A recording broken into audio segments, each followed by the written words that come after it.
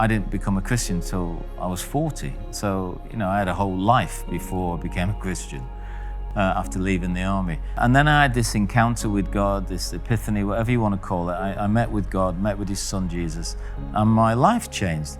But my girlfriend's life hadn't changed in the same speed that mine had changed.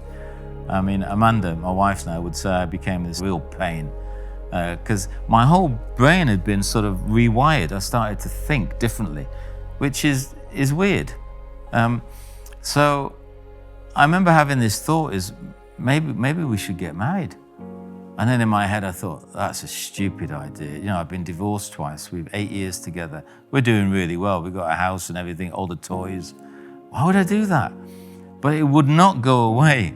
So I remember taking Amanda out for coffee, and I'd bought these 2 very cheap rings from an antique shop.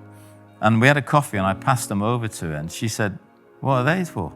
And I said, "God said we should get married." And she said, "Well, he hasn't told me we should get married." And we had this massive argument, and we broke up for about 2 weeks. Then we got back together again. But during that time, I felt God say, "You need to trust me, Paul." Big issue, trust in my life, and it still is a little bit. He said, "You need to trust me because I can help you now be a husband. You never had help before. You didn't have the skills. If you lean on me and you trust me, we can make this marriage work." And we've been together 34 years. We've been married for 27, and I can honestly say I've been faithful to that woman, Amanda, since the day I met her.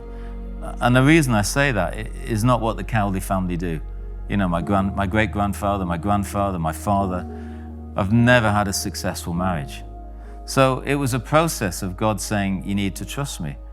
We'll do it together."